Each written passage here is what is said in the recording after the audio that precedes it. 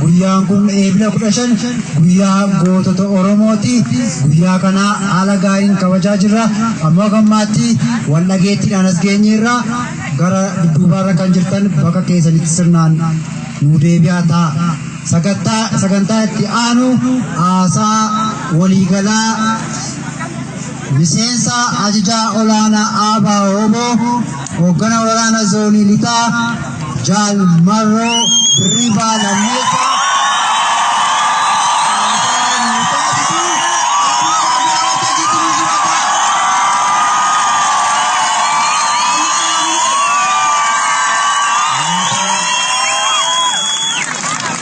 Fayyata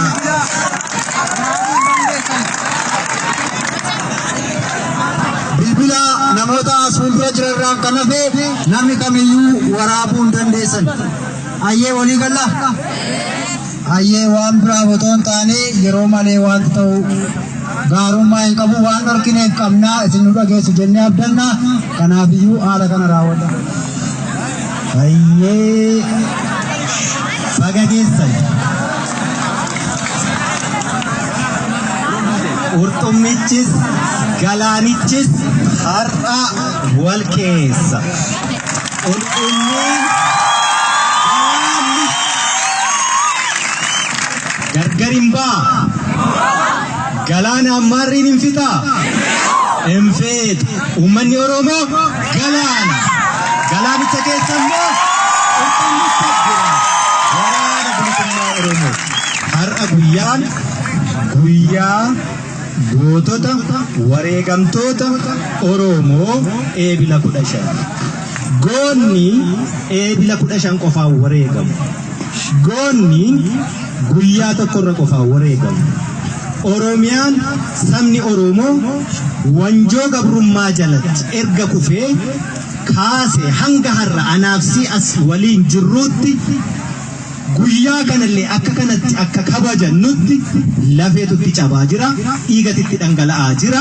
Sabni kun goota qabaafi dachee kanarratti bakka amma jirru kana eenyuyyuu nu laanne dhiiga ilmaan keenyaatu nuu kenne akka kanaan bakka kana jirra. Qurxummichis galaanichis waliin ajiraata gargar hin ba'u waraabbiin hin fitu jechuudha. Eebila 15 ka yaadannu miira lamaan. Miirri tokko miira gaddaati. Warra lafeen nu biraa cabe, warra dhiigni dhangala'e, warra lubbuun ba'e, warra eessa buuteen dhabame Oromiyaaf jecha sabni kuni nama ta'ee dhalatee bilisa ta'ee jiraachuu qaba. Akka namaatti roorrootu irra jira. Roorroo sana jalaa bahuu qaba. Mirga uumamaa, mirga namummaa sana qabaachuu qaba. Kun immoo humna biraa kan namummaa namaatti hin aman, kan bilisa ta'anii jiraachuutti hin amanneen sarbamee jira.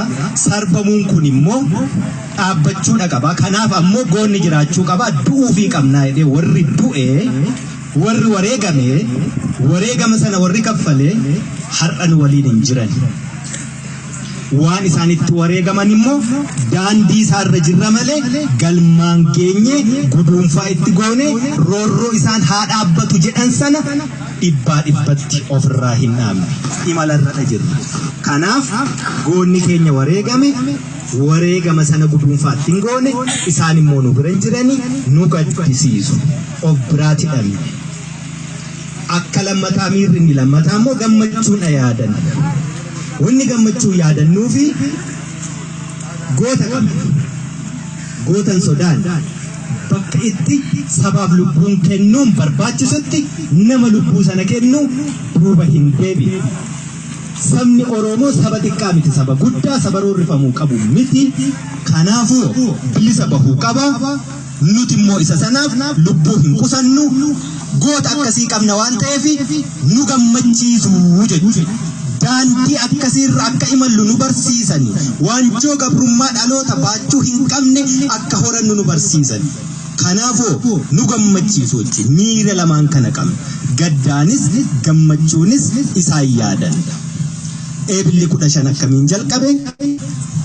Goonni yeroo hundumayyuu ni wareegama. Guyyaa tokko jedhee koloniin Oromiyaa cabsanii qabachuu eegale. Oromoon immoo sana falmuuf jecha dhiiga ishee jalqabaa cobserraa kaasee hanga ammaatti ka wareegama kaffalaa jiru hundiyyuu goota Oromooti. Garuu guyyaan tokko guyyaa tokkorraa adda. Eebilli 15 guyyaa itti Oromummaan biqiltee garaagarummaan Oromummaa adda diigduu kutaa amantii lagaa itti boolla tokkotti awwaalamte.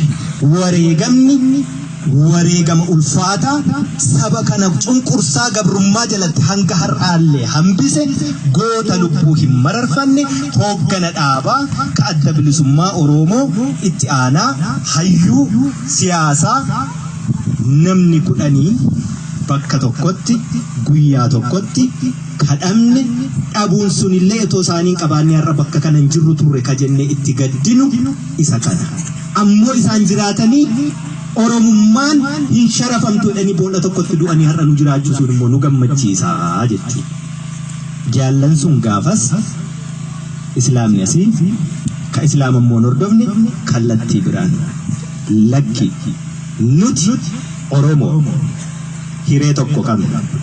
Gabrummaa falmachuuf baane. Bilisummaa saba keenyaatti barbaanne. Fuulli keenya gargar, dandeettiin keenya gargar, kutaa adda addaarraa dhufu kan walitti nu fide garuu dhiiga Oromoo tokkitti ishee falmannu sana dhiiga sanaan baane wanni gargar nu baasu hin jiru. Nu gadhiistan walii, nu fixxanis walii. Oromoon nama akkasii qabdi waan ta'eef gammannaa jechuudha. Waliin dhumatanii garaagarummaa kutaa amantii siyaasaa iddoo tokkotti awwaalan nu gammachiisu. Kan nuti gaddinu immoo kan isaan iddoo tokko dhaabbatanii ekeraa du'aa boolla itti baasee afaan itti bane sana liqimsuuf jirutti sodaa tokko malee awwaalamanii nuti har'a sana galmaan ga'uu dadhabuun immoo nu gaddisiisaa jechuudha. Kanaaf miirri guyyaa gootota Oromoo eebilli 15 kan inni wal makaa ta'uufi jechuudha. Miira akkasiitii yaaddan. Oromoo goota qabdaa? Goota qabdaa? Ati goota? Waa goota? In goota taanaan daandii sanaa jechuu kan nu baasu. Ajandaan Oromoo har'a addunyaatti dhiyaattu kamuu waltajjii addunyaa qabattu kamuu dirree rakkaati. Waraana bilisummaa Oromoo bira. Isin ummata Oromoo galaanicha bira achiiti kaati. Fagoorraan eegi. Goon lubbuun qusatu. Dabeessatu dhokata. Ayyaan laallataatu dhokata. Fagoo ta'a. Harka namaan ibidda qabachuu barbaada. Waltajjii fagoorraa namatti kennuu barbaada. Hojii fagoorraa namatti kennuu barbaada. Waltajjiin dhimma Oromoo laallatuuf, dhimmi Oromiyaa laallatuuf, dhimmi Oromummaa har'aa kaasee qoba qabaadhu kaleessas ni beekta si keessa jira si biraati ka'a dirreerraati ka'a waraana bilisummaa Oromoorraati ka'a. Amajjii tokko uummata keenya waliin kabajanneerra asitti ta'uu baatu bakka biraatti. Amajjii tokko rakkoon Itoophiyaa keessaa erga furmaata dhabee karaa nagaa didee Itoophiyaan raafamuu qabdii raafamtee ammoo Oromoon achi keessaa dhadhaa ta'e bahuu qabaa jenna. Itoophiyaan raafamtu suni amma raafamaa jirti sirnumaan. Amajjii tokko kanaan kabajne karoora sana ka eegne olitti itti milkoofneerra. Har'a dacheen Oromiyaa hundi ishiitu golli Oromiyaa hundu kutaan Oromiyaa hundu waraana bilisummaa Oromoo qabaa jechuu ka eenyuyyuu kaleessa keessa socho'uu hin dandeenye. Waraana kana ka jiraachise dhaaba biraa miti, biyya biraa miti, saba biraa miti, ummata Oromoo sini warra miidhatee nu dhale kanaa jechuudha. Eenyuyyuu qawwee kana nutti hiine, nutti hiine eenyuyyuu kana. Dhiigaan hiikkannee saba kanatu nutti hidhe. Wallaalaa keenya, qotee bulaa keenyatu nutti hidhe jechuudha. Har'a namni hedduun beekaa ka jedhamu qabsoo Oromoo beekaatu gurgure. Ansinitti ni yeroo hundaarraan seesu dhugaan dubbadhu dhugaafan du'a dhugaafan jiraadhu jireenya barbaadu yoo ta'e eessattuu ni argama. Jireenyi garuu fuula ifaa akkasii kana gammachuu uummataa akkasii kana rakkoo gadadaa adda addaa keessatti illee waan barbaadu beeku fuulli isaa irraa ifu arguu caalaa gammachiisu hin jiru. Gammachuun nyaataa dhugaatii mana konkolaataa sana miti jedhu waan dhalatanii bilisa ta'anii dhalatan bilisa ta'anii jiraachuu caalaa wanni nama gammachiisu hin jiru jechuudha. Kanaafuu uummanni kun galaanni kun jechuudha. Galaanni waraabamee hin dhumne kun ka qurxummii dhabamsiisuun kan danda'amu yoo galaanicha waraabanii gogsanii jedhanii karoora kanaan itti deemamu sanaafis manni keenya gubate dhalli keenya dhumate sinaayiparaan buqqee mataa nurraa buusaa turan. Akkasuma miti asitti naannooma kanatti duula jennaan warri du'e sana of qofachuu dide jennaan har'a bakka kana qulqulleessinee bilisa baasnee bira taa'aa jirra jechuudha. Shaneedha nuti shanee miti waraana bilisummaa Oromoo nuti shannet miiliyoona 50 sanaa oli uummanni kun galaana kana xiqqeessuu hin danda'amu yoomiyyuu uummanni kun galaana kana xiqqeessuun hin danda'amu injifachuunis hin danda'amu uummata lola keessatti dhaabbatee ijoollee isaa buna buusuu jechuudha. Akkasuma akkasumiti ni sodaattaarra kaleessayyuu yeroo asitti lolamu karaa biraa hulluuqte waraana kee bishaan buusaa turte jechuudha. Hin nuffiin har'aa qawwee caccabduu 3-5 sana miti ka Riippaabilikaan Gaardii qabatu meeshaan addaa waraana bilisummaa Oromoo harka jira eenyuyyuu biteetti laanne dhiigaan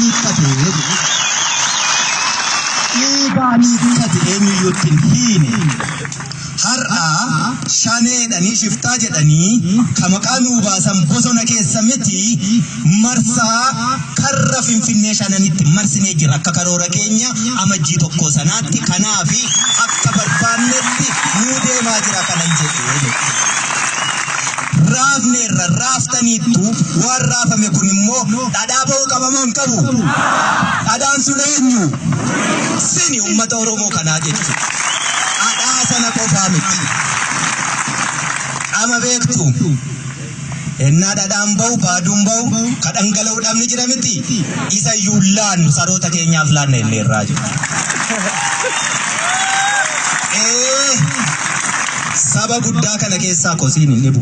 Maatii keessayyuu haadha tokko abbaa tokko irraa ka dhalatte ijoolleen daa'ima walqixa nama gammachiisti.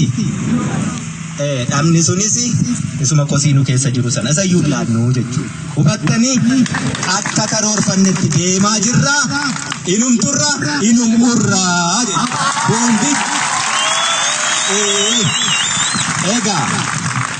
Egaa ajandaa hin fudhannu ajandaa namaa laanna malee jenneerra. Hubattanii kagamaa gamana beekaa fakkaate hoolaa keenya fakkaate gogaa yeeyyii uffate nu tuttuqutu jira.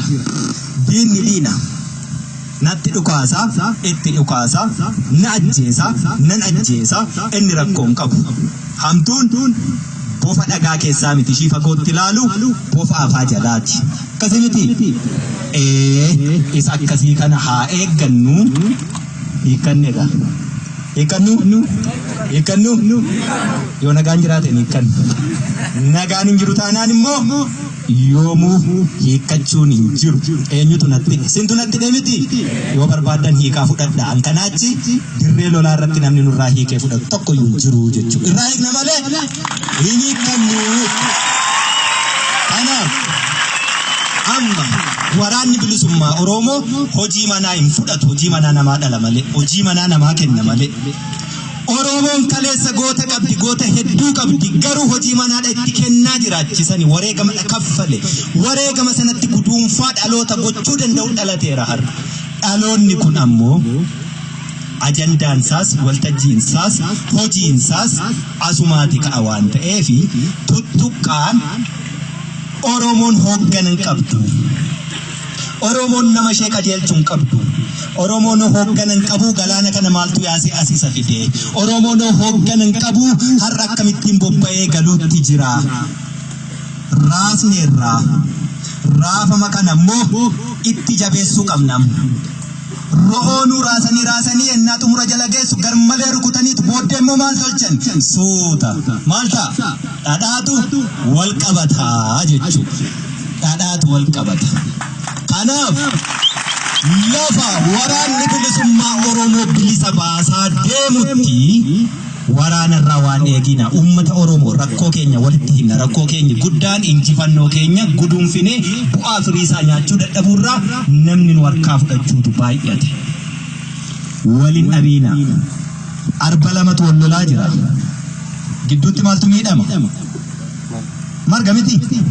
Arbi lama yoo wal lolu gidduutti kan miidhamu marga. Amma ariyaa jirra. Baqatee sirnaan bakka hin gadhiisne lafa qabannee immoo waajjira dhaabbannee sin tajaajilaan jiru. Wal'aansoo warri gidiinsa kana keessa akka lola arbaa lamaa sana kan miidhamaa jiru uummata keenya nu jiraachisaa jiru keessa jiraannu kanaa jechuudha. Miidhaa keessa wallaallee miti nuti sinuma eessa jirra du'aa jirra miti. Kana caalaa waan sinii gochuu dandeenyutu hin jiru qabeenya addaan qabu lubbuu kootii olitti.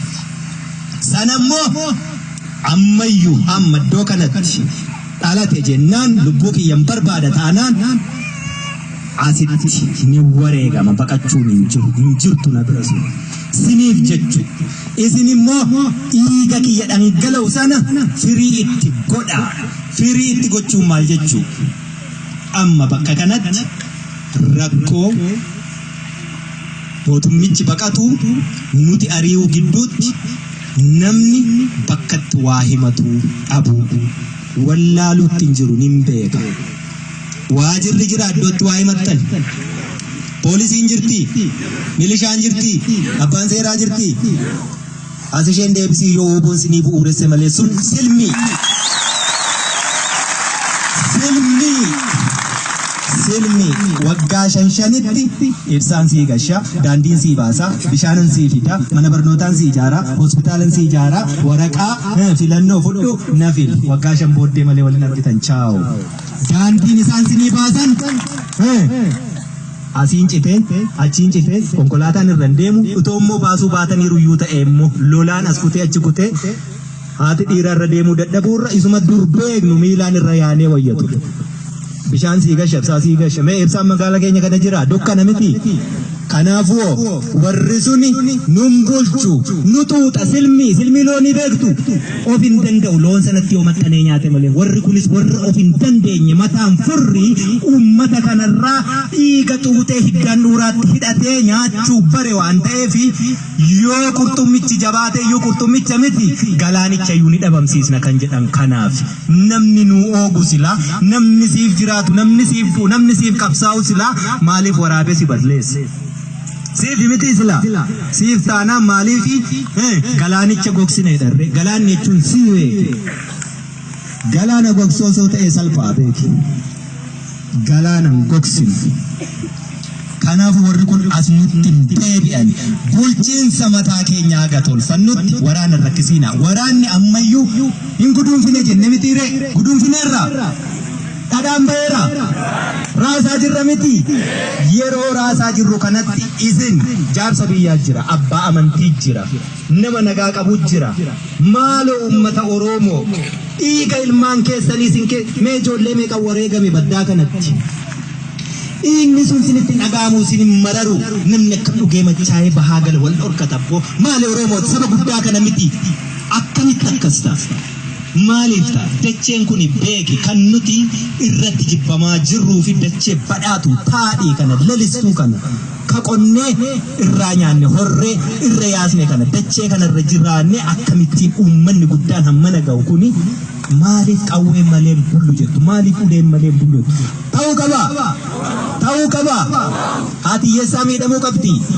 Namni hirkoo hin qabne rakkataan miidhamuu qaba. Abbaa humnaa qofaa ta'uu qabna. Itti maaliif wareegamna re? Diina maa komanna ofiifuu waliin taanu taanaan ofiifuu waliin dhageenyu taanaan. Waraanni kun fagoorraan dhufne ilmaanuma keessan miidhattanii ciniinsifattanii deessani haati hiyyeessaa. ilmaan kuni roorrootu manaa baase kaleessa dhagaa darbachaa ture dhagaa darbachuun mootummaan buusu burtukaana yoo ta'e malee jennaan qawwee kaase afaan mootummaan sun beekuun dubbisuuf kanaaf ijoollee makeessan dandeettii addaa waraana addaa bakka biraarraan finne ijoollee kanarraa dhiiga sinii laatte lafee sinii cabsaa jirti waan guddaa biraan eegina hojii ittiin baay'isiina badii balleessaan ooliina rakkoo hedduu har'asin himattanii bilisummaa boodayyuu furuun kan rakkisu hedduutu jira diinni kun quurama hedduu uummata kana kan keessa kaa'e waggoota hedduu mee masjid yookaan bataskaana yookaan waldaatu lafa koorratti ijaarame koottaarraa naa kaasaa dhiiroo hin danda'ama har'a ajandaa akkasii waraanatti hin fidiina mee gaafa lafa satti gurguree waddeessa irra jiru waggaa 20 booddee waddeessa irratti biqile na jalaan muriin mee rakkoo walxaxaa akkasii qabattanii dhufiina taabotatu bahaa daandii kanarra waggaa 30-40 bahaa ture amma seerri hin jiru kanaaf taabonni kun asirraa hin bahu narraa kutaa wallu nyaachisu bilisummaa booddeeyyuu seera mataasaa danda'e baafannee tolfannarraa ka hafe akka qoosaatti masjiida waggaa 20-30 asirra jiru lafa koorraa naa buqqisii jechuun mee hin danda'amaa dhiiroo kanaaf qabsoofne rakkoo kana hunda furuu ka danda'u maali bilisoomuu bobbo rakkoo kana hundumaa furuu ka danda'u bilisoomuu sammuun bilisa bahe sammuun ofiisaa herreegee ofiisaa yaadee ofiif hojjetu gaafa seera tolfateetu ijoolleen keessan isin keessaa baate isin beektanii silmii sana kan hin taane dhiiga keessan kan hin tuunne ofii dhiiga kasin liilaattu gaafa Oromoon aangoo barcuma siyaasaa qabatedha inni kun raawwachuu danda'a waan ta'eef har'amee waliin dhabiina waraanni kun yerootti taa'ee rakkoo sinii furuu hin qabu wareegama kaffalaa jira itti guduunfuuf deemuutti jirra mee waraana kaleessa as keessatti argitan argaa jirtu warra kaleessa as keessatti ari'ee harkaan qabee irraa hiikaa ture argaa jirtu warra kaleessa peermusii zambiila itti baattanii itti beeloftan argaa jirtu hedduun isaa eessa jira kufee kuffisaa jira eessa karra shanan finfinnee irratti akkuma jenne xumuruu qabna moo hin qabnu xumuruu qabna erga xumuruu qabna ta'e immoo obsii jechuudha nimbee kanatti dhagaama namni akkatti bahee galuu dadhabuu inni humna qabdubbo humni kee uummata dadhabaa jaarsa jaartii kanarratti hin ta'i eegi waardiyaa bahee fi har'a biyya Tigraay yoo laaltan loltuu isaanii miti ka biyya eegaa jiru uummata isaaniitu nama gabroonfatee beeka dachii ati irra teessu kana mi'aashee isaantu si caalaa beeka ati har'a gabrummaa jalaa bahuuf hin falmattu isaan deebi'anii si gabroomsuuf wareegama kaffalaa jiru jechuudha falmadhu obsimmoo rakkoddootti himattu dhabde sana ciniinna waggaa 100 kayyuu baannee deemutti jirra yeroo gabaabduu obsa bilisa bahuuf falmadha irree tokkoon akkasi wayyuu gaafa sana keessaa baane koottuuti rakkoo yoo lubbuun jiraadhe akkatti furan nagaafu siin furaa jechuudha hammasittoo ka furamu jaarsi biyyaa furu abbaan amantii furu dadhabaa walitti hin darbiin abboo deemtanii gabaa keessatti mataa waliin booqiina kun aadaa badaa dhiiga waliin dhangalaasiina kadiinni dhiiga nu dhangalaasu ni gaha injifannoo keenya argame kanatti illee bishaan hin naqiinaa jechuudha du'a yoo ta'e waraana bilisummaa Oromoo caalaa uummata Oromootu dhumate har'as akkasuma akkasumatti naannoo kanatti wareegama kaffalame yoo lakkoofne waraana caalaa uummatatu wareegama sanagaa kan nuti bishaanitti naqaa jiru wareegama sanagaa kan nuti seerri hin jiru jechaa jiru seerri jira seera afaaniin dubbannee wal dhageenyu ta'uu qaba malee seera waraanni dhufee qawween nama qajeelchu ta'uu hin qabu hubanneerra waraanni dhufee nurraa taa'u waraana nurraa kaaswattanii masjiidatti bataskaanatti kadhataan jirtanii maaf ofitti hawwitu maaf ofitti yaammattu rakkoo keessan gola keessatti fura iccitiin Oromoo diidan bahiin sabni kun saba tokkicha hiree tokko waliin qabu aadaa tokko waliin qabu sirna tokko waliin qabu waliin qabna malee waa waliin dhabne iyyuu tokko iyyuu hin qabnu wanni waliin dhabne immoo bilisummaa sanaaf immoo waliin falmachuutti jirra hireen keenya iyyuu sana gabrummaa jalaa bahuuf fagoon laaliina beekaa adda iddoo biraarraa kan finnu tokko iyyuu jiru asuma keessa jira ummanni waa hunda of keessaa qabaa jechuudha inni profeesara, inni doktara, inni injiinera, inni looyera, abbaan barbaadeeyyuu as keessaati ba'a. Daa'ima kichuu har'a mana barnootaa jirturraa kaasee haga jaarsa miila sadiin deemeetti. Kabajaa walii kenne Oromoo injifannoo kee dabarsee kennuu irratti yeroo hundumaa guduunfaa biraan geessee si harkaan bahiin nu harkaan baasiina bara dhufaa dabraa goota hin dhabne. Sanaafuu gammachuu qabna goota qabnaa jenne. Goonni keenya waan itti wareegamedha guduunfachuu dadhabne. Kanaafuu gaddaa jirraa jira. Gaddi keenya laphee nu cabsu itti fufuu qaba. Hin qabu keessaa bahuu qabna. Wallaalaan ta'ina. Nuti ummata biyya soorettii qabnu saba hiyyeessa. Akkasumatti biyyi keenya sooretti sabni biyya sana jirrutti Oromoon immoo hiyyeessa. Kan nu hiyyoomse saamicha. Kan nu hiyyoomse silmii hiddan dhuura keenyaatti maxxanee dhiiga keenya tuutu sana. Akkam baranne warra nu fedhe.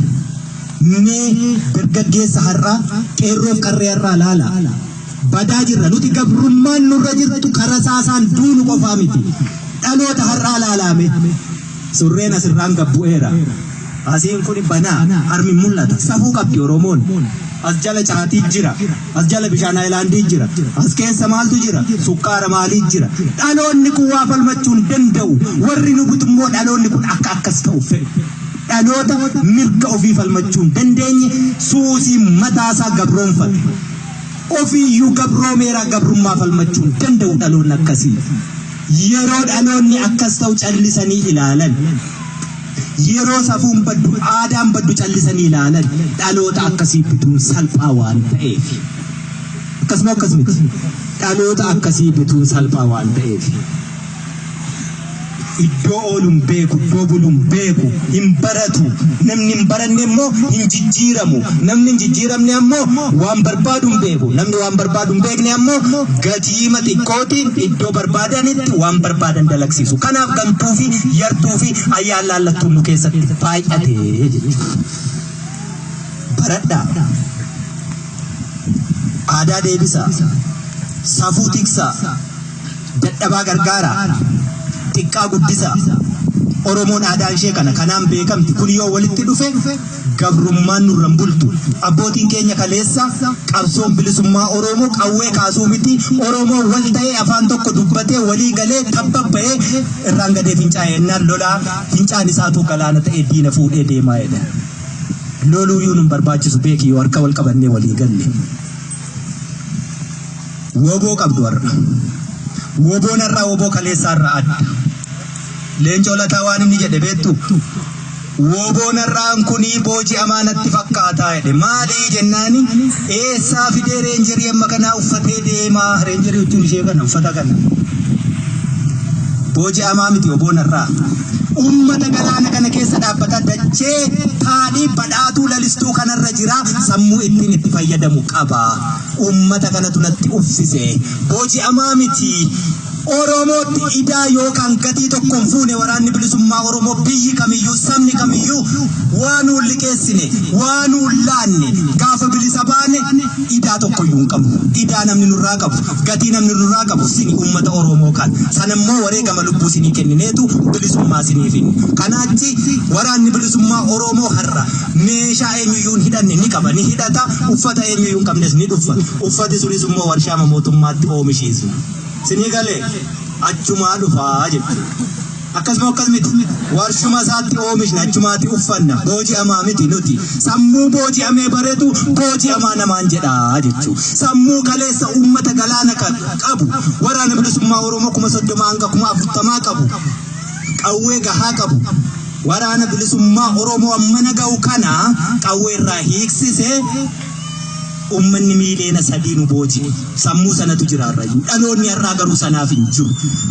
Goleen Oromiyaa hundi waraana bilisummaa Oromooti qaba. Gatiin nurra hin jiru nuti. Waraanni bilisummaa Oromoo har'aa immoo akka kaleessaa injiraanee cinaa'ee xuraa'ee shamee kadeemu miti. Ummata kana qaba. Sintu jiraaf uffannee deemna, sintu jiraaf nyaannee deemna, sintu jiraaf hidhannee deemna. Eenyuyyuu nun boojine gatiin tokkoyyuu nurra hin jiru. Gatiin tokkoyyuu nurra hin jiru. gatiin biyyaas haa ta'u, gatiin nama dhuunfaas haa ta'u, gatiin saba kamiitu nurra jiru. Hiikannee irraa hidhachuu beekna. Dhaloota akkasiitu dhalate. Dhaloota sanan beekani warri har'a waraanni kun eessaa fidee meeshaa akkasii baatee deema. Waraanni kun eessaa fidee nyaata eessaa dhugaa nu ta'u dur idda mukaa ija mukaa nyaannee jirani. Uummanni kun maal jechuutti jira? Maaliif wareegamuutti jira? Uummanni kun osoo akkasitti nu waliin hin jiru ta'e nutis hin jirru. Maaliif galaanni kun haa gogu jechuutti jira? Wareegama sin kaffaltantu qurxummiif galaana kanatu gargar ba'uu didee sagantichi ammas ittuma jira. Har'ammoo guyyaa 15 isa xumuraa waraana bilisummaa Oromoo daaraa botoroo goonaa jedhanii socho'aatti jiru. Anaaf simmoo as teenye dhiichisaatti jirra. Wanni miidiyaa irra jirtuu fi wanni lafa jirtu gargar.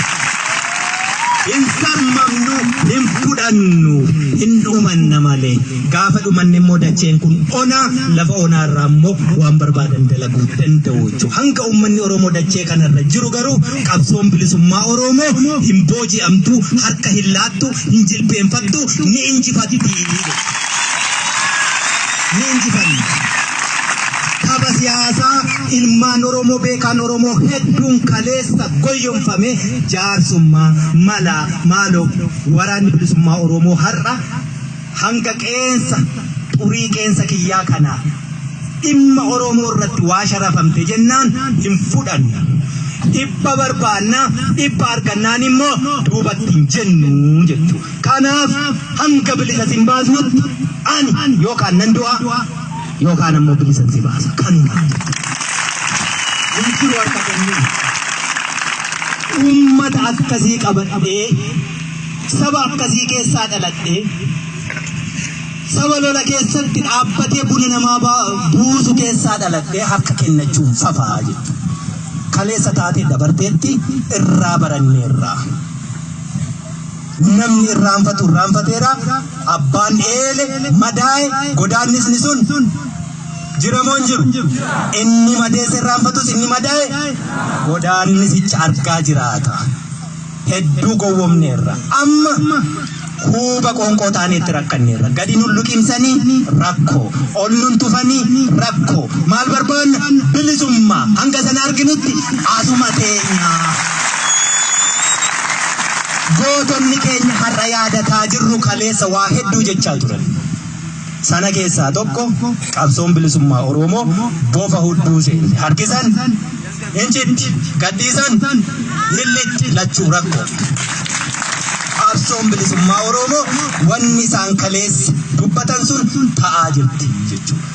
Oromoon galaana irra angalaana sanaaf qophaa'ee jechuudha.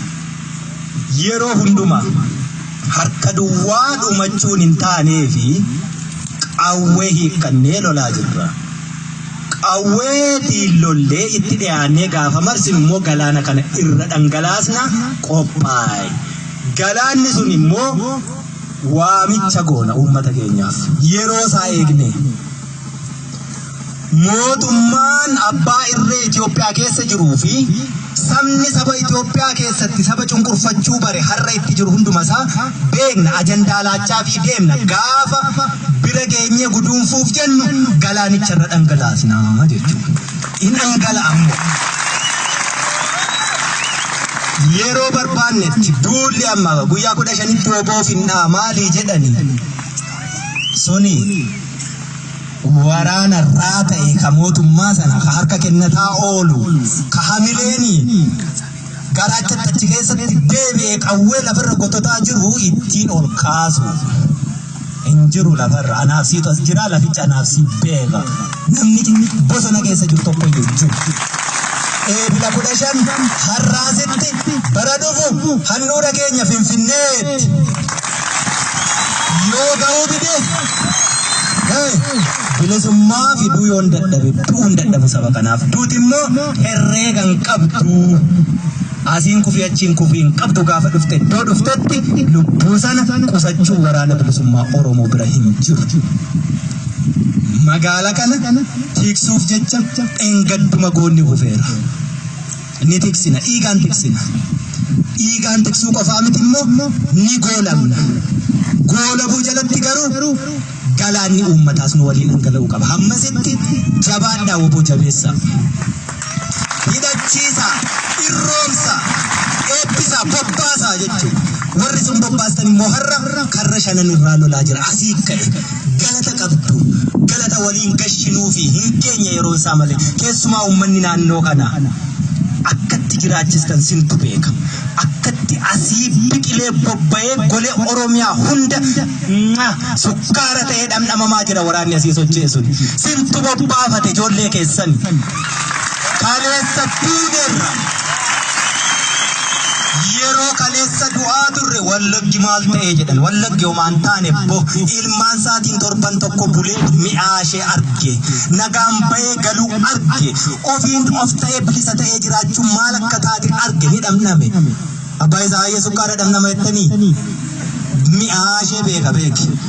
Harkaa fuudhan jennaan sukkaaraaf dhaqee du'e gootaa jechuu sabasaaf. Akkasuma sabasaaf goota deebi'ee sukkaaritti nyaachuuf deeme beeki. Ati immoo sukkaara isa keessaa oomishamaa jiruuf hin buutu yoo taate sabni akkasiin jiraatu iyyuu lafarra. Amantii kamiiniyyuu waaqni kamiyyuu waaqi tokkichuma amantii gargar. Sabni mirga isaaf hin falmanne eebbayyuu hin qabu waaqa biratti jechuudha. Warri nu gabroomse iyyuu nutti deebi'uuf falmiirra jira har'a. Nuti immoo warri gabrummaa jirru warri dhukkubicha abiddichi nu keessa jirru nu gubaa jiru kuni akkamitti rafnee buluu qabu. Waraanni bilisummaa Oromoo sagantaan deemuu jira. Beekaa qaba, loltuu qaba, injiinera qaba. Waraanni bilisummaa Oromoo hooggana qaba. Beekaa fakkaate inni sila sinitti hime gogaa hoolaa uffatu yeeyyii hedduun waraanni bilisummaa Oromoo ni faca'u. Hin faca'u. Eessattuu faca'uu hin danda'u waraanni bilisummaa Oromoo. Ajandaa namaa kennuu danda'u dirree irraa kaaseetu kenna. Warri akkas jedhu suni warra waraanni bilisummaa Oromoo akka inni hin guddanne akka inni hin banne gidduu sanatti ittiin sinsaaman daldala tolfatantu sana jedha. Waraanni bilisummaa Oromoo jiraachuu qaba, jiraatee guddachuu qaba, guddatee lolachuu qaba, lolee bilisa sinfaasuu qaba. Sana ta'uu baannaan sababa waraana bilisummaa Oromoo uummanni Oromoo baduurra waraanni bilisummaa Oromoo baduu wayyaa. Sababa keenya sin baduurra nuti baduu wayyaa. Hanqanaachi waraanni kun akka hin banne akka hin jiraanne gidduu kanatti ka ittiin saaman ta'uu hin qabu. Yeroo hedduu warri hoogganan qabdanii maal sagantaan jiru dirreema jira, dirreema irraa kennama. Oromoon har'a akka kaleessaatti iyyaa hin jiru. Tolas du'aan jiru. Hojii manaas namaa kenna. Hin fudhatummoo. Iddoo barbaachisuttis ni ajjeesa. Ta'uu manna. Yoo nagaan jiraate waliin jiraachuun danda'ama ta'e immoo sabni akka Oromoo nagaan hin jiru. Addunyaa kanarra Oromoo jechuun nagaa jedhu. Nagaa kana uummata fuulli isaa gammachuu qabu ilmaan isaa kanarraa waa dhaga'uuf aduu kana keessa dhaabbataa jiru kana nagaa isaa kabooressutu dhufa. Kana ofirraa ittisuuf jecha fuula akka weenni inni muka kanarra jiru yoo argitan foon isaa nyaattu ni ajjeesa. Maaliif? Faachoo isaaf bareedaa jechuudha. Nu faachoo keenyaaf du'aa jiru. Sun immoo dachee kana, dachee magariisa kanaa jechuudha. Ni kenninaa dachee magariisa kana? Hin kennin. Dadhabdanii aduun sinitti bahe nan gabaabsa. Fagoon eeginaa seera biraa, nama biraa, beekaa biraa, bakka biraarraa dhufee rakkoo keenya furaan eeginaa. Beekaan sin keessa jira, jaarsi sin keessa jira. Rakkoo keessan waliif obsa, wal dandahaa, namni waliin ajjeesiin, rakkoo daangaa, rakkoo maallaqa walii liqeessu sanaa walitti hin bu'iina. Obsa. Isa harkaan qabne xumuran. Isa raasaa jirru kana keessaa dhadhaa baafna dura. Kanaaf obsi Oromoo saba guddaa. Sabni guddaa hangana ga'u kuni sababa cuutiin baraa dhufaa dabraa gabroonfame har'a dhaloonni tapha sana harkaa qabdutu dhalateera. Tapha kamuu yoo taphatanii haqaaqama siyaasaa meeqaan immoo gad dhufanii hin jiru har'a. injiru gowwamuun Oromoo biran jiraatu gowwamuu wanni dhumuu biran jiru waraanni bilisummaa Oromoo dhimma Oromoo fi Oromiyaa irratti eenyu waliin iyyuu waan sharafamtu irratti marii tokko iyyuu hin qabaatu. Kanaaf akkuma sila jedhe hanga turii keensaallee waan taatu dhimma Oromoo sharafuuf qawwee hidhannee lolarra hin jiru. Dhimma Oromoo dhibbaa dhibbatti galmaan ni geenya. Ka galmaan gahuu danda'u immoo waraana bilisummaa Oromooti. Waraanni bilisummaa Oromoo har'a jeneraala lolaati, boru immoo ministeera nagaati jechuudha. Waraanni bilisummaa Oromoo dhukaasuu malee siyaasa hin danda'u. Maal jettee tokko kadeemtu jira. Waraanni bilisummaa Oromoo kan kaleessa siyaasa dabballeen qaadireenii kutaashan jaa hin baranne dooktara piroofeesara keenya micciiraa oolteeyyuu har'a micciireetu bakkatti galchaa jira. Kanaaf har'a jeneraala lolaati, boru ministeera nagaati. Fagoorraan dhufuu jechuudha. Waraanni bilisummaa Oromoo hojiinsaa kanuma waraana bilisummaa Oromoo qofa, waamamni isaa immoo uummata Oromoo galaana kanaa qofaa jechuudha. Eenyuuf waamama hin qabnu, eenyuuf hin dhoowwaannu, uummata keenyaaf owaanna kanu gaggeessu, kanu qajeelchu, ajandaa hojiis ka harkaa qabnu eenyuyyuu nutti hin kennu, ofii dirreerraatti of biraa qabna.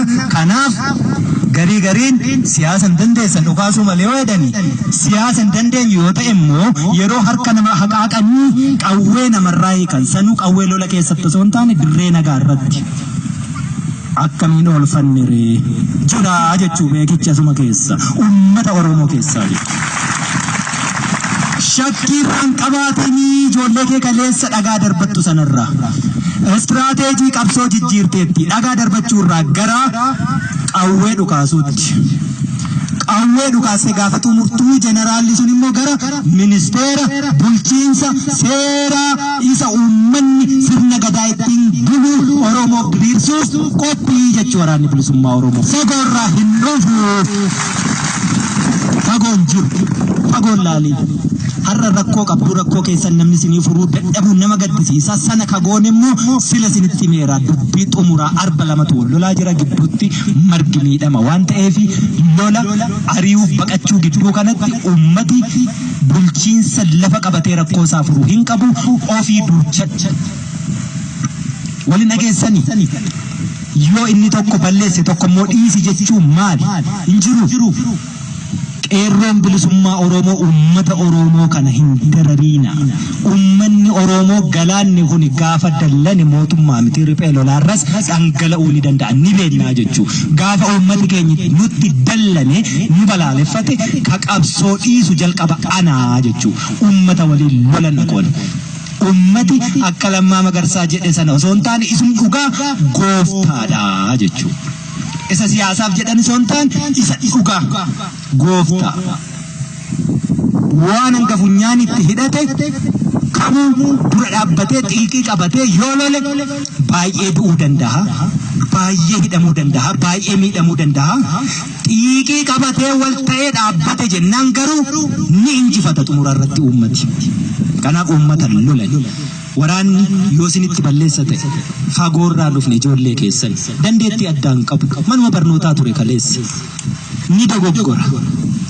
Dheebuu qaba, beela qaba, jaalasaa kaleessa caa tokko jala taa'anii waliin Oromiyaa bilisoomte arguuf qabsoo gaggeessne jedhetu jalaa kufeera ta'a dallanee sitti dhufa. Garaa booraa hedduu qaba waraanni. Ibidda keessa oolla. Waan nama aarsu hedduu jira, waan si gaddisiisu hedduu jira. Jaalakee ammuma waliin dhaabbattee waliin dhukaasaa turte si biraa kufa awwaaltee bira dabarta. Dadhabdee reeffasaa allaattiin sooratti. Yeroo kana dallansuu addaa miira addaa keessa isaa jiru waatti dubbattee si keessummeessuu dadhabuu danda'a. Sanatti aarta. Akkam jetteetti aarta. Amma itti aartee egerimmoon jiru yuunnu. Sinin gaddisiisu. Amma natti aartee borga nama immoo kufee koo dhageessa. Akkuma natti aarteetti itoo araaran buusii akka wallollotti yoon kufe sinin gaddisiisu. Kanaaf waraana keessanitti aariina danda'a. Dandeessaniitu. Bara dheeraa dandeessanii. Dubbii hantuutaan hin taasisinaa deessee eegeen geesse maal jette? Wii jetteedhan.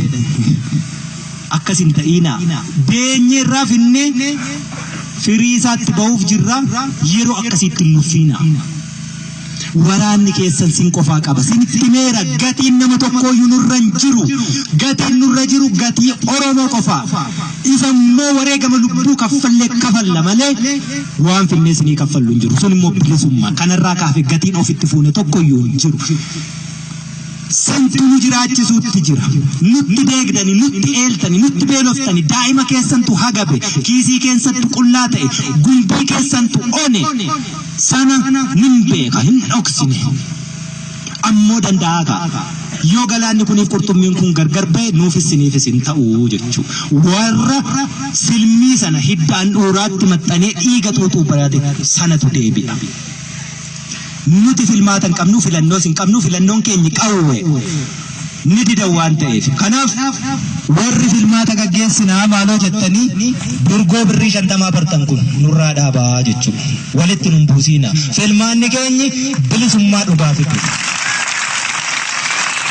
filmaata filannoo aangoo barcuma siyaasaa sobaarra nama tursiisuuf gaggeeffamtu barabaraan achii gaggeessanii ka'anii immoo korojoona tameereedhanii daa'imni kichuuni daandii irratti dhiigni dhangala'u naannoo Oromiyaa keessatti tasuma hin gaggeeffamu kun ejjennoo waraana bilisummaa Oromooti filmaan hin jiru ni didame nagaatu didame nutti qoosame jechuudha nagaa buusna dhimma Oromoo irratti karaa nagaa soofna Oromoon bilisummaa barbaada bilisummaa sobaa miti fakkeessii miti bilisummaa ishee dhugaa barbaada bilisummaa dhugaa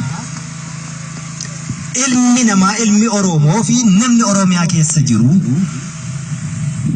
haati dhiiraa qophaa ishee bosona keessa deemtee qoraan funaantee bir'annaa tokko malee galtu ijoolleen mana barnootaa dhaqxee sesseeqaa deebitu malee isa mana barnootaa dhaqanii galgala mooreefi sanduuqaan nuu deebi'u miti bilisummaa akkasiin barbaannu bilisummaan nuti barbaannu waraana uummataa ta'e bosona waraanni jiru keessatti hurraa funaanu yoo deemte waraana kee ta'uusaa amantee bakka sanatti homtuu akkasitti ndimbuune sintumne hubatte nagahummaan sitti dhagahame sana bilisummaa jechuun sana waraana uummataa jechuun waraanni bilisummaa Oromoo bosona qabatee keessa jiru ennaa deemtanii hurraa funaantan sodaan sinitti dhagahama uummata Oromoo hin dhoksin nuti isaa akka kaadiree dubbaddoodhanii kaanii booddee immoo dudduubbee isaa waajiraa jedhan miti eegeen namatti hin jiru eegee fixateera eegeen jaldeessa qofaatti jira jechuudha dudduubbee keessa waajiraa inneen gaafannu rakkoo isinitti uumnee irra taanaan ifaan ifatti dubbadha waraana uummataati waraana bilisummaa Oromooti ka bilisummaa Oromoof falmu ka hegeree Oromiyaa falmu bakka nuti jirru nagaatu jira bakka nuti jirrutti yeroo sochootani akka barbaadanitti dhadheemtu eessa deemtaa namni si gaafatu hin jiru dachee kana irratti dhalatte antuura keetu asirratti awwaalame kanaafuu dachee kana irratti eessa geessee as geessee Harargee geessee Walloo Shawaa Wallaggaa Arsii Baalee Booranaa Gujii Matakkal namni si gaafatu hin jiru Oromiyaan dacheen bal'oon kun kan saba Oromoo irra qubatee jiruuti sabaaf sablammii hiree Oromoo qabu akka seera Oromootti irra buluuti kanaaf bilisummaa dhugaa akkasii barbaanna bilisummaan kun sharafame jennaan qawwee kaasne kanaafuu dhukaasni gaafa jalqabaa elemoo qilxuu kun sagalee bilisummaa Oromooti carcarxirrootti dhukaasee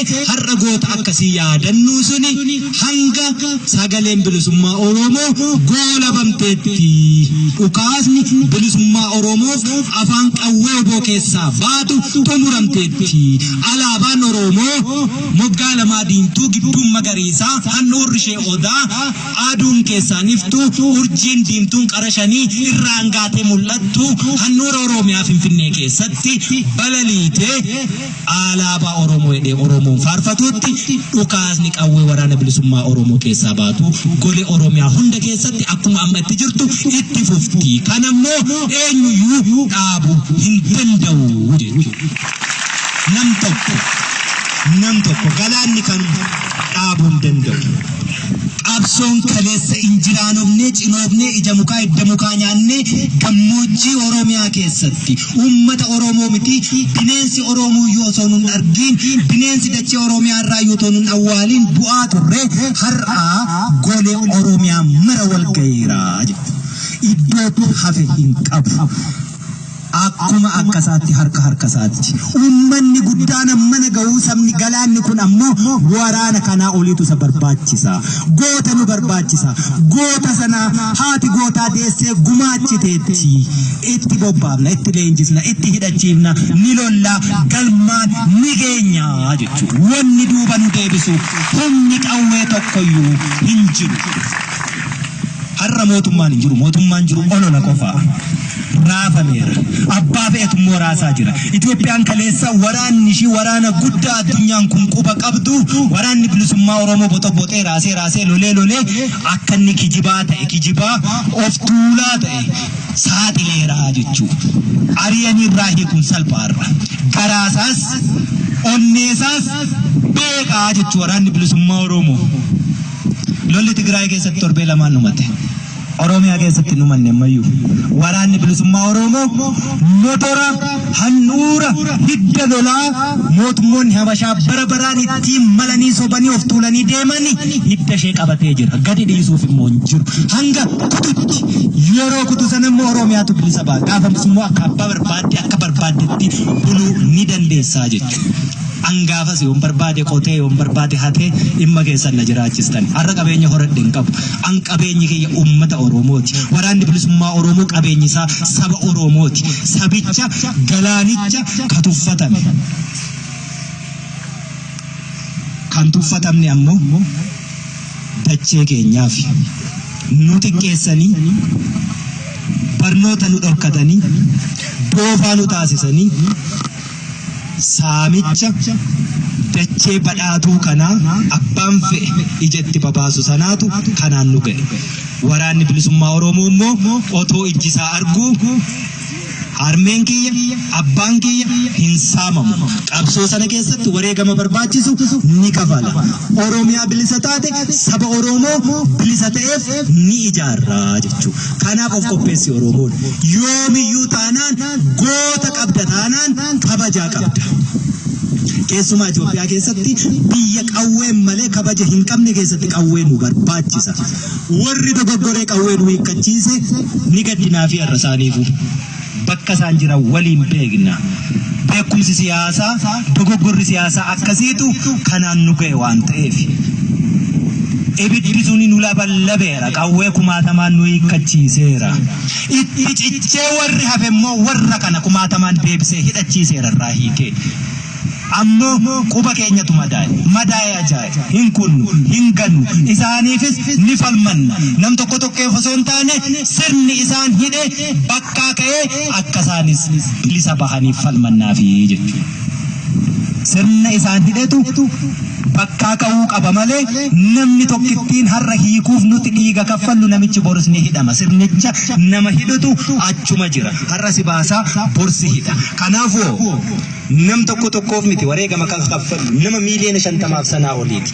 kakumaatamaan hidhamee mana hidhaa jiruuti sirna nama ejjennaa siyaasaa ilaalcha siyaasaa of danda'e mataasaa itti amane qabu hidhu bakkaa kaasu dhalli namaa wal qixa uumaa wal qixa nu uumu dandeettiin hojjaan hojii wal caaluu dandeenya bilisa taanee dhalanne bilisa taanee jiraanna bilisuma taanee dabarra yoo sana dhabne ammoo bilisoomuu baannus gabrummaa didannee gabrummaa falmachaa dachee kanarraa dhabama kan kanarraa hafe bilisummaa waaqi ganama nuu kenne gabrummaa jijjiirre ameen jennee jala hin bullu jalan bullu jala bulaa jirtu osoo jala bulaa jirtu fe'emmaa yoona gurra qabattanii nutti iyyitu nutis asin dhaabbannu uummata loluu hin dandeenyu waan ta'eef hin lollu uummata keenya lollu uummata didaa uummata waan barbaadu beeku didaan kun ammoo didee golee Oromiyaa hundatti tamsaaseera qaanqeen asii mul'atte Oromiyaa hunda keessatti guca taatee ifte sintu itti afuufaa ture angaateetti jechuudha. Hedduun ammoo bakka hedduu taate itti afuufaa turan isaan immoo itti bubbisiisaa turan akka inni dhaamu sinsuuta. Suuta akka isheen wal qabattee ibidda taatee golee Oromiyaa hundatti guca taatee iftutti afuuftan. Gariin ammoo akka isheen asii baatee bakka adda addaa naman tuttuqne asumatti dhaamsuuf akkuma amma duula guyyaa 15 woboo bakka kaasnaa jedhamu sana. Duulli guyyaa 15tti deemee iyyuu fixatu du'anii jiru ga'uuf. Gaafa as ga'e immoo bututa kana xirraa hiikaa jechuudha. Achiyoo waraanni bilisummaa Oromoo ni lola ni ajjeesa qeerroon bilisummaa Oromoo immoo diina kuferraa hiike hidhataa jechuudha. Kanaaf qophii qeerroon bilisummaa Oromoo. Waraanni bilisummaa Oromoo diina ni lola. Kuffisee bira darba. Qarreef qeerroon shamarran dargaggoon Oromoo irraa hiikii hidhan. Dhimma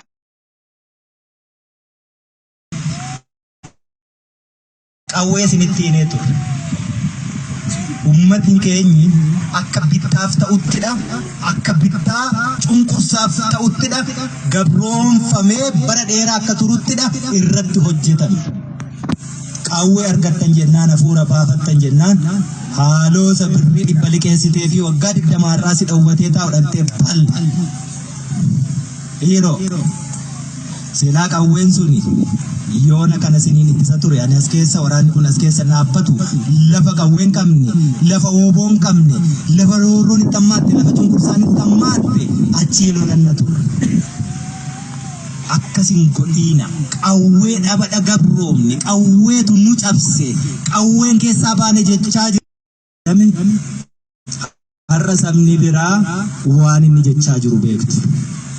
Sabni abbaaf eeyyuu garuu ni dubbata malee Oromoo takka kaleessaa roorrisee ajandaa nuu kenneen bulu ajandaa laannaa fi nutis. Yoo waliin jiraachuu ta'e hin jiraanna waliin hin jiraannu taanaan immoo ollaa gaarii akka taanutti hojjenna. Yoo ollaa gaarii hin taanu ta'e immoo balbala keenya akkaataatti cufachuu dandeenyutti hojjenna. Sanaafis of qopheessi. Oromoon har'a dirqama hojii manaa itti kennanii fudhachuu hin qabu. Akka inni hin fudhanne immoo waardiyaasaatu jira waraana bilisummaa Oromoo.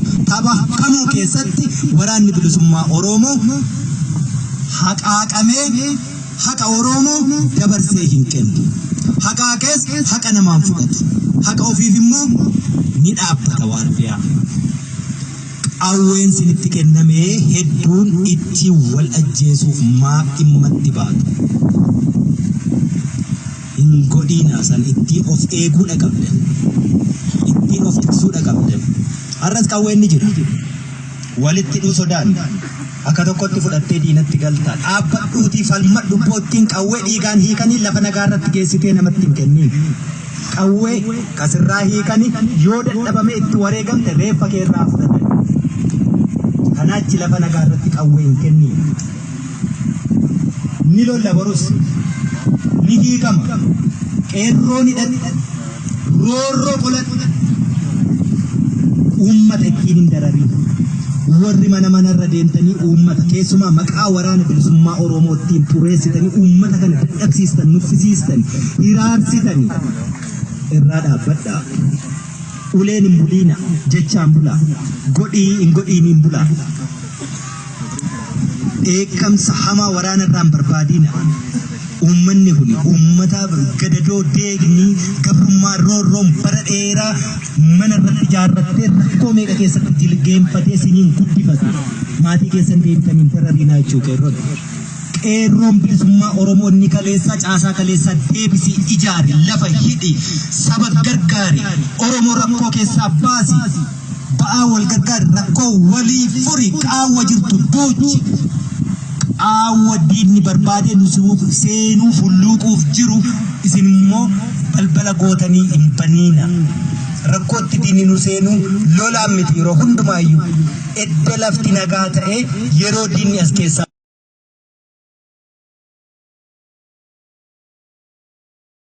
namni wal dadhabina. Ammas irra deebi'een siniin jedha waliin dadhabina.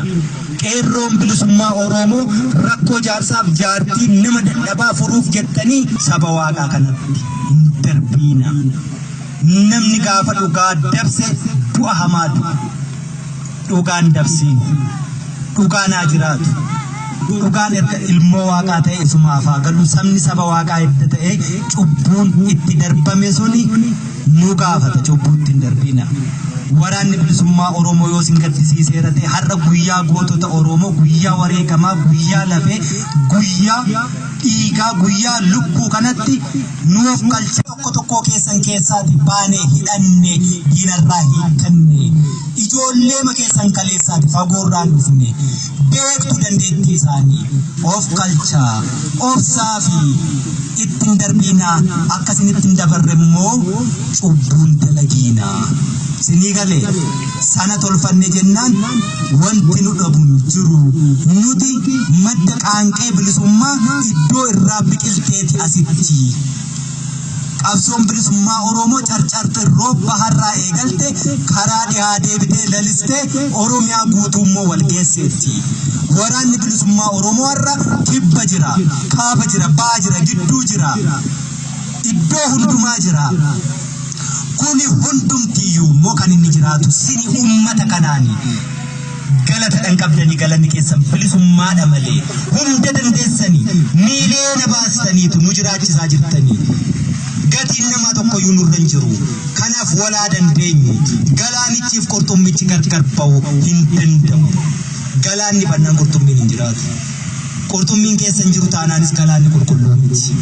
Galaanichi lubbuu qabaatu kan inni beekamu yoo waan lubbuu qabuuf keessatti horsiisuu danda'e kanaachi galaana kosaa'ee ta'a jechuudha. Kanaaf qurxummichi inni sin keessa jiru waraanni bilisummaa Oromoo galaanichi sini uummata Oromoo wanni kun gargar hin ba'u wal taanee falmannaa wal taanee bilisoomnaa jechuudha.